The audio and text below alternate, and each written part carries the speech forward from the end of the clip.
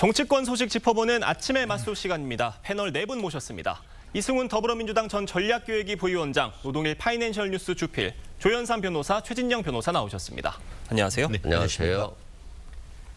전해드린 대로 민주당이 이른바 비밀 회동서를 제기하면서 조희대 대법원장을 향한 공세를 이어가고 있습니다. 지난 5월 한 유튜브 채널에서 회동 의혹이 나왔고 서영교 의원이 민주당에서 가장 먼저 국회에서 언급했는데 당시 서영교 의원 모습부터 보겠습니다. 제가 지난번에 제보 받았어요. 오늘 영상 한번 다시 보실게요. 조희대 대법원장하고 한덕수와 비밀이 많고 점심을 먹었다 이거지. 그 자리에서 조희대로 그런 말을 했다는 거야. 이제는 이 사건 대법원에 올려면 대법원에서 처리한다. 팩트로 이야기하기는 애매한 제보자의 제보 내용을 그의 주장으로 저희가 방송을 했던 겁니다. 그래서 보도의 차원은 아니다라는 말씀을 다시 한번 말씀을 드립니다. 영화 보시면, 드라마 보시면 처음에 아예 이 영화나 이 드라마는 허구다. 팩트가 아니다라고 공개하고 하잖아요. 자, 서영교 의원이 지난 5월 국회 법사위장에서 처음 재생했던 그 문제의 녹취, 그 녹취를 처음 공개했던 유튜브 매체 열린공감TV에서 한 발 뺐습니다. 팩트라고 보기엔 애매하고 뭐 드라마나 영화도 허구라고 얘기할 때 다 밝히지 않느냐, 우리도 그렇게 했다라는 취지로 얘기를 한 거예요. 그런데 이쯤 되면 민주당에서 이에 대한 입장을 낼 때도 된 것 같은데 공식적으로 아직 그에 대한 목소리는 나오지 않는 것 같고요. 아랑곳하지 않는 것 같습니다. 어떻게 보십니까? 글쎄요. 저는 개인적으로는 이거 팩트가 아니라는 걸 알았을 거라 생각합니다. 그 내용 자체도 이제 허황된 얘기고 일반적으로 대법원장은 대법관들도 마찬가지고 외부에서 점심하지 않습니다. 더더구나 그 민감한 시기에 뭐 한덕수 권한대행과 함께 뭐 식사를 했다 말이 안 되는 얘기고요. 그것도 또 그 외에서 그 정황을 보면 무슨 썰리라고 얘기했잖아요. 속어로 그건 사실이 아니다. 그렇게 얘기하지 않습니까? 팩트가 아니다 얘기했고 보도가 아니라고 얘기했고요.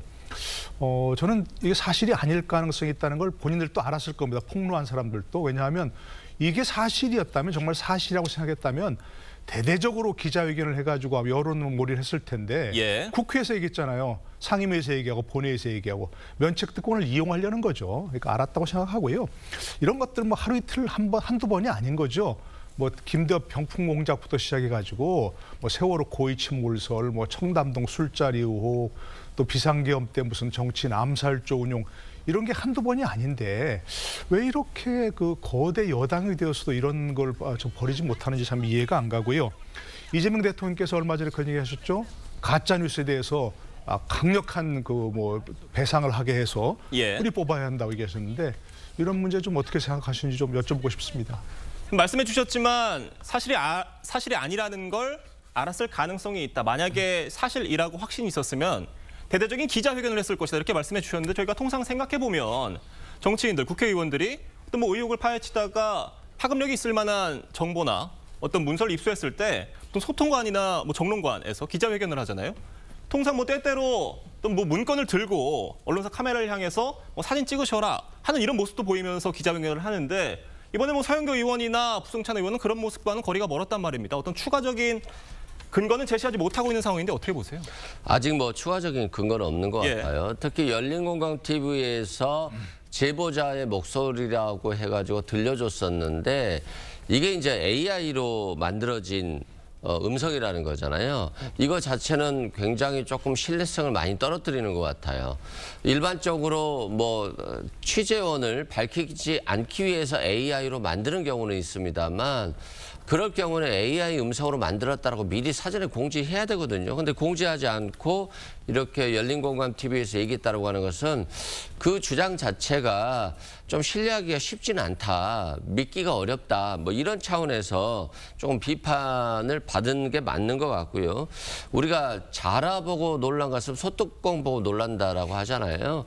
설마 계엄하겠어라고 하면서 설마 계엄하겠어 이렇게 했는데 윤석열 전 대통령이 실제 계엄을 했고 그 전까지는 절대 안 한다라고 했거든요. 그래서 저렇게 거짓말을 할 수도 있구나라고 하는 것이라든가 또 쌍방울 대북 선거가 관련해서도 뭐 술 파티가 있었겠어, 연어 음식을 먹었겠어라고 했는데 지금 교도관들이 이것에 대해서 봤다라고 하면서 제보를 하는 걸 보면서 정말 이 공직자들이 다 거짓말을 안 하는 건 아니구나 이런 생각이 들었었거든요. 그렇기 때문에 이 대법원장도 한덕수 총리와 만나서 야당 후보인 이재명 대통령 후보에 대해서 좀 이렇게 사건을 빨리 처리하는 거 아니야라고 하는 의심을 갖게 된 거예요. 그래서 지금은 정부나든가 공직이 신뢰를 좀 회복해야 되기 때문에 우리가 유튜브 같은 방송에 너무 치중해서 마치 이게 진실인 것으로 보여지는 것처럼 행동하는 것들은 굉장히 자제해야 되겠다 이런 생각이 듭니다.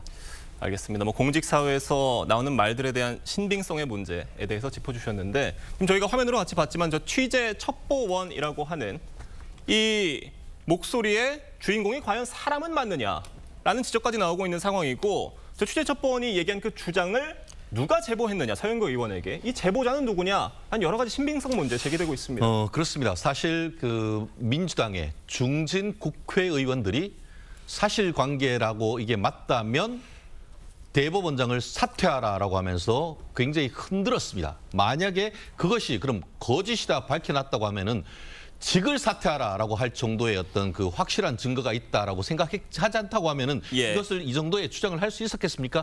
거꾸로 우리가 정치 도의적으로 봤을 때에 그와 같은 문제의식을 제기를 했는데 그것이 허위라고 하면은 단순한 사과를 넘어서 문제 제기한 사람의 의원직 사퇴 정도까지는 있어야 되는 것이 아닌가라고 생각합니다. 그 정도의 어떤 용기와 그 정도의 강단이 있지 않고는 그 어떻게 보면 그 헌법에서 보장한 사법부의 수장을 이런 식으로 흔드는 것은 용납할 수 없는 계기다라고 생각을 하고요. 지금 서영교 의원 같은 경우에는 문제를 제기했고 실질적으로 지금 녹취록도 신성한 국회에서 틀었습니다.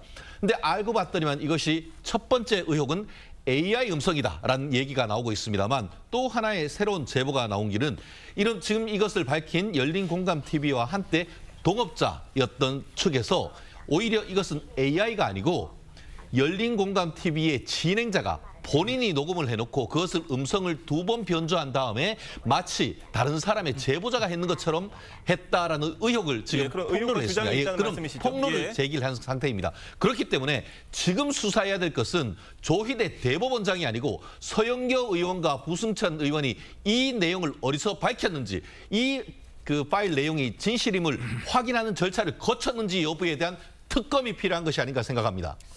참 그 많은 것들이 불분명한 이 주장과 녹취, 이것을 공개한 서영교 의원과 부승찬 의원을 국민의힘은 명예훼손 혐의로 고발하겠다는 입장입니다. 다만 이 두 의원이 이 얘기를 한 게 국회 내, 그것도 회의장 안에서 얘기를 했기 때문에 면책특권이 적용은 됩니다만 면책특권이 전부 항상 적용되는 건 아니라고 해요. 예외 조항도 있다고요? 그렇죠. 앞서 말씀하신 것처럼 국회의원들은 이른바 면책특권을 가지고 있습니다. 국회 내에서 행한 직무상 발언이라든가 투표에 대해서는 국회 밖에서 책임을 지지 않게 되어 있죠. 그리고 그 발언이라고 하는 것은 부수적인 통산적인 행위까지 다 포함이 되는 것으로 우리 법원은 판단을 하고 있습니다. 예외적인 규정이라고 한다면 그 허위 사실이라는 것을 직시하고 인지한 상태에서 했을 경우에 뭐 처벌에 이를 수가 있는데 우리 법원은 똑같이 판단을 하고 있어요.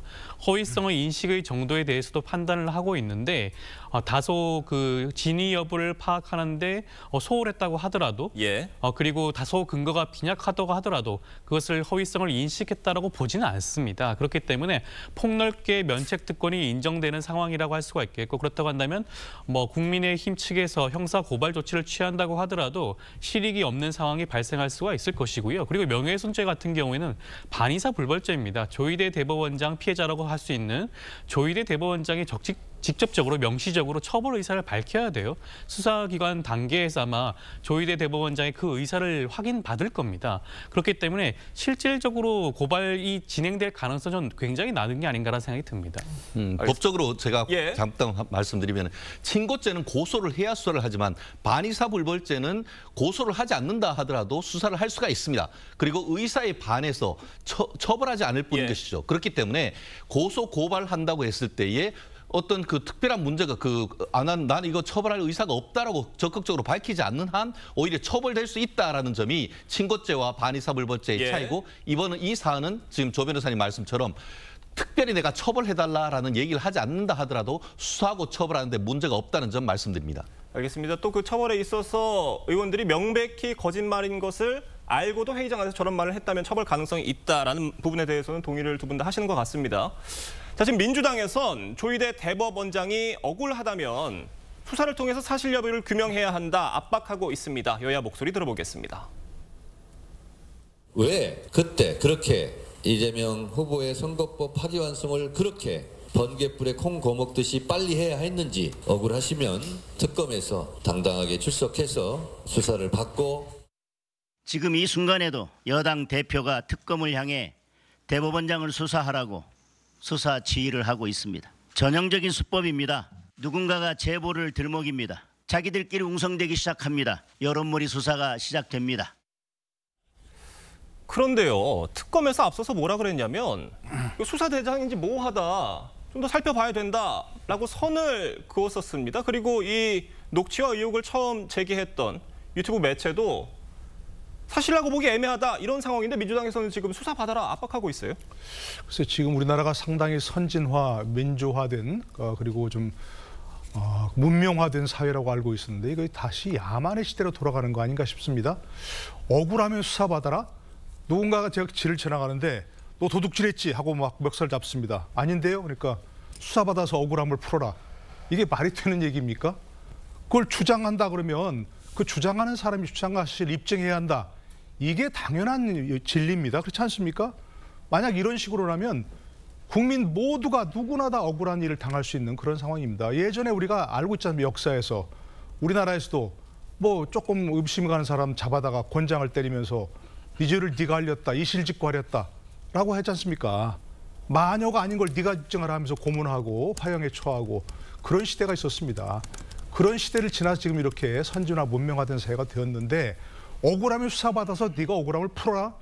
이게 말이 되는 얘기입니까? 더구나 그것을 대한민국 국회의원들이 더더구나 정부 여당의 거대 여당의 대표들이 또는 중진들이 얘기하고 있다는 소식 들으면서 이거 정말 맞는가? 우리 대한민국이 이제 선진화된 사회가 맞나?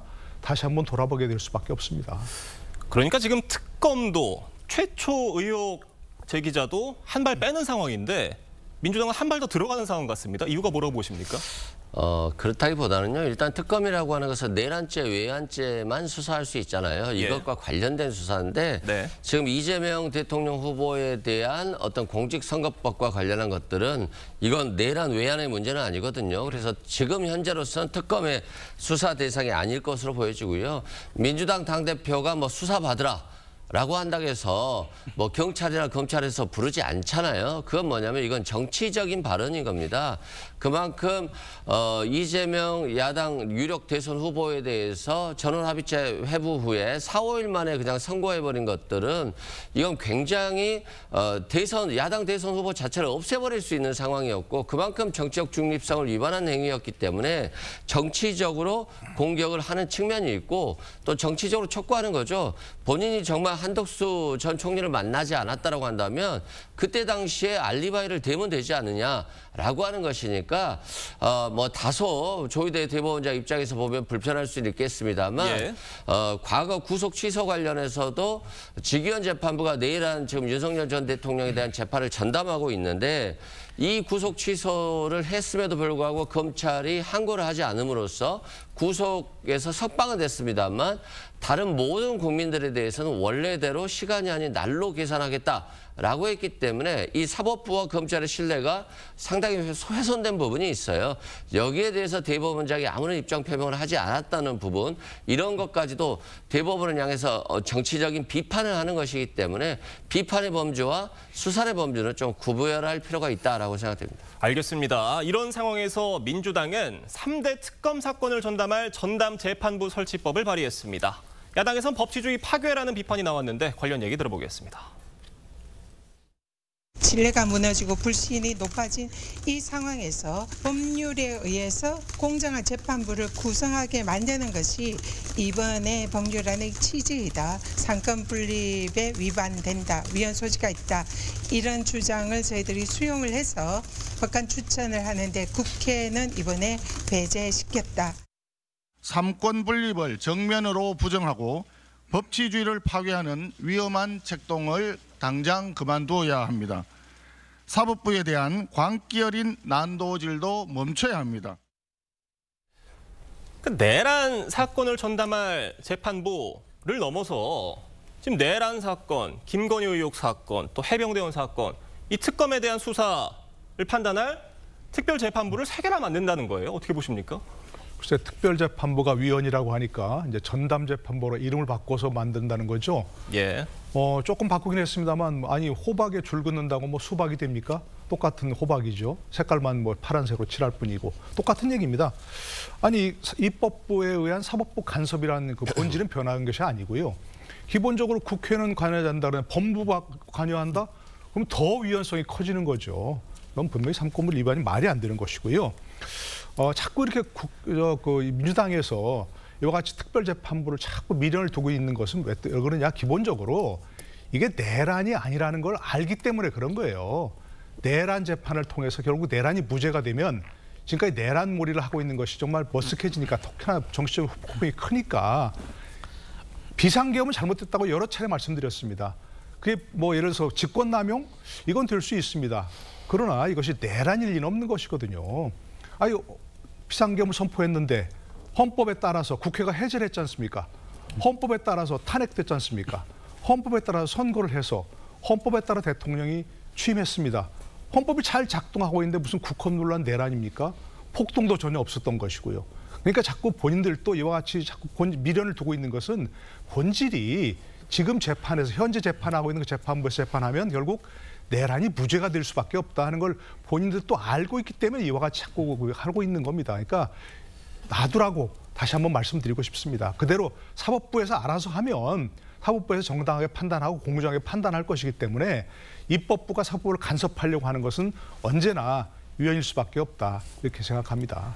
말씀해 주신 것처럼 지금 민주당에서는 이 법의 어떤 위헌성을 의식을 해서인지 특별이란 글자를 빼고 전담이란 글자를 넣었고요. 또 판사추천위원회에서 국회를 빼고 법무부를 넣었습니다. 근데 그렇게 한다고 하더라도 위헌성이 사라지는 것이냐라는 의문은 제기되고 있거든요. 어떻게 보세요? 전혀 저는 사라지는 것은 아니다라고 할 것 같고요. 예. 위헌성 여부는 계속 논란이 될 수 있습니다. 특히 예. 국민의힘이 이걸 정치적으로 공격 대상으로 삼을 수 있기 때문에 이게 자칫 잘못하면 재판 진행 중에 윤석열 전 대통령 측에서 위헌법률 심판을 제청하면 또 재판이 일부 중단될 수도 있고요.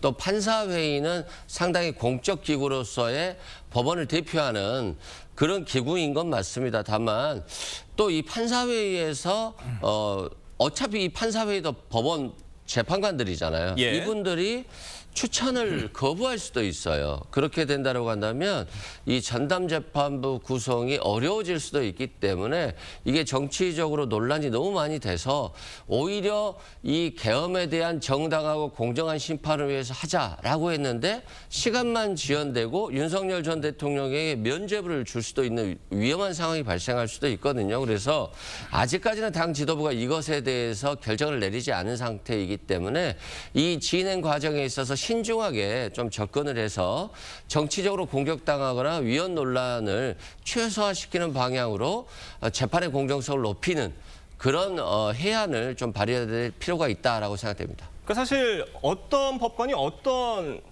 재판을 진행할 것인지 정할 때 사법부 외에 어떤 집단이 들어와서 거기에 개입을 해서 정한다는 게 어떤 문제의 본질인데 지금 국회가 빠지고 법무부가 들어온다. 법무부가 들어오면 오히려 더 문제다라는 지적도 있어요. 코미디죠. 그래서 개국 콘서트가 안 되는 겁니다. 지금 이 그 상황 속에서 지금 민주당 프레임을 생각할 것이 아니고 원칙을 생각합니다.